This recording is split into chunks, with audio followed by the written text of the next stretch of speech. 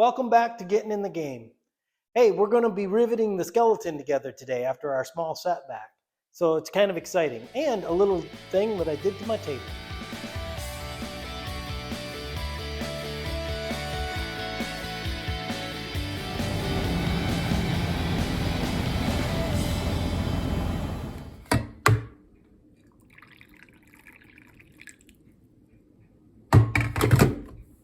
Well, I'm trying to think ahead just a little bit, and I decided to snap some lines and put them on different colors in the different places, kind of in the middle. A couple over here is where we're usually working. And in case I decide to flip it around, we're going to put one 6 inches off here so the nose can flip off that. And this is what I'm going to line the spar up with. Okay, I'll kind of update you on where we're at. Been prepping parts, just finishing up drilling, denibbing, sanding edges, getting them primed. Like I haven't got this one primed yet, so I'm going to be doing that in a few minutes when we're done talking. And I've got the tip on, and I did notice something that, now I've double checked and triple checked this to make sure I did it right. But these parts are all the same. I'll get the number of it here a sec. These are all C75 W11. And it just says to take one. And remember back in the other video when we bent that down, put that little joggle in there so that it would clear this piece, this doubler that's on here.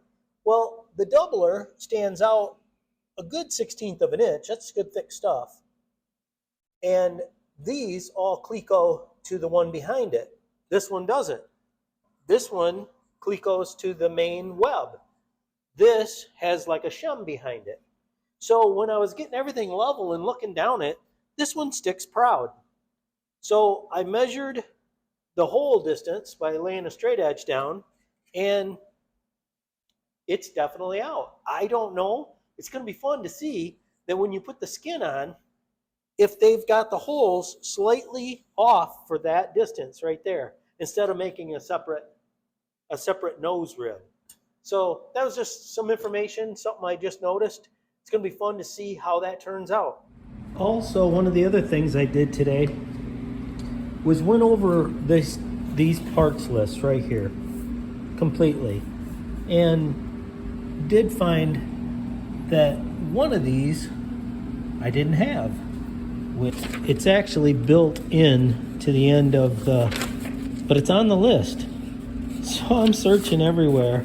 It's built into the spar, the main spar. On page, the last one you go to. It is 3.1. W31. Took a little bit while to find that. But here, it doesn't show it. It says W31, spar root doubler. Well, that's great and all, but I didn't have the part, so it took a little while to figure it out. But I'm glad I went over every piece on here except for the skins, and now I'm sure that there isn't something hidden in here in this picture. All I've been doing is stacking up 2x4s.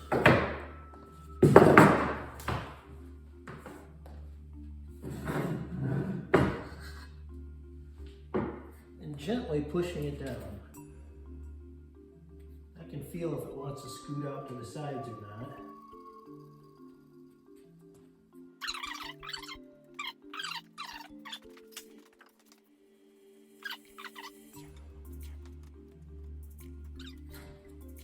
Well, let's see where we're at just for kicks. I know I'm not done yet. Nowhere near. According to the chart, because it's just under 2,000 millimeters. Yeah, it's 192 roughly. And oh no, that's it. No, that's way less than 10 millimeters. It's like 8. I'm trying not to push on it. Yeah, it's right around 8. If I got that to 5, I'd be really happy. Well, I adjusted it just a little bit more, and I got it down to 5. So I'm content with that. If you guys have any better way of doing the straightening to L angles, leave it in the messages down below, and somebody might see it in the future and it'll really help them out. Thanks. This was a fun piece to do. Just have to clean it up real quick, rivet this piece on, upsize these holes. So I'm gonna get back to work. Here in this picture shows this bracket that I made just to help reinforce the tie down. Thought the energy that might get put on this needed just a little more support on this side.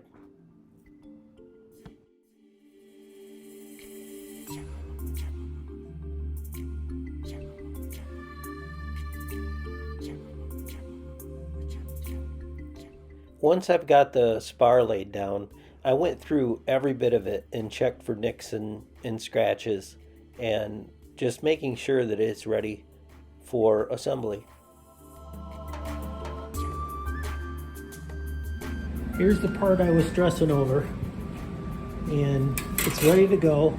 We know that it goes on this side, the rear side of the doublers, and after cleaning up those holes, I went through and re-denibbed them all and reprimed. So I will save you the riveting process. And the beam, the main spar, looked really good. Reprimed the edges of that. And I think now that we've double checked everything and double checked all the parts, we're ready to go. This is my idea for why I'm going through the trouble of doing that. Making sure that it's on the line all the way down. The 2 blocks and the one there pushing it in. And it works really well. Ta-da! Anyway, the idea behind it is when I go to rivet this stuff in the back, I want it to be the right height and I want it to not be twisted when I'm just riveting those back spars on. But here's where we are. I've got it all Clecoed up. The pieces are nice and dry at a nice lunch. I've got it ready to put a rivet in between each Cleco. And then the reason that I want to take you down here is because the instructions are, so you can get a perspective of where we're at. The instruction says to pull this from the front. I'm going to have to push this out of the way to get in there and rivet that. That's going to be the first rivet I pull. Then I'm going to re-Cleco this up and then level this all the way across. But it is crucial to get this straight as far as I'm concerned. So I'm going to, and it isn't. It's just slightly for some reason. Why is it a little in the middle down? I don't know, Margot. So I'm going to shim it up, and when I'm happy, it's perfectly flat. Enough said. There we are.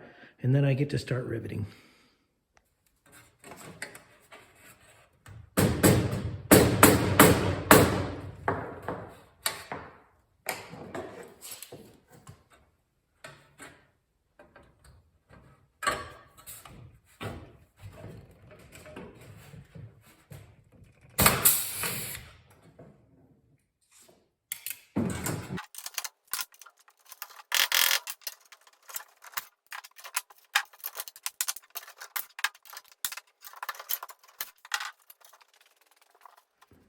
Yeah, I think this is ready to start riveting.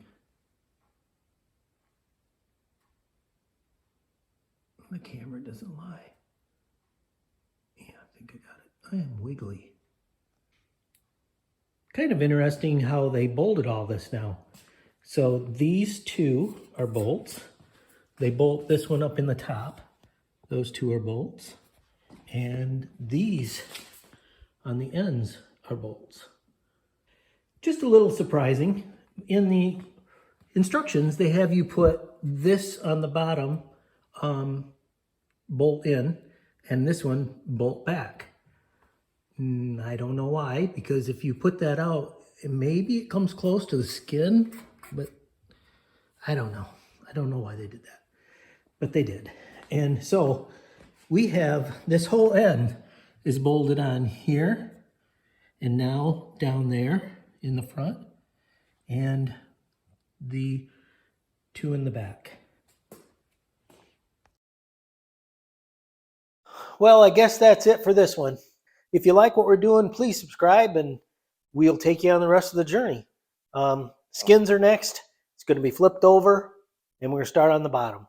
But this is complete and it feels good. So, hey, thanks for sticking around. We'll see you in the next one.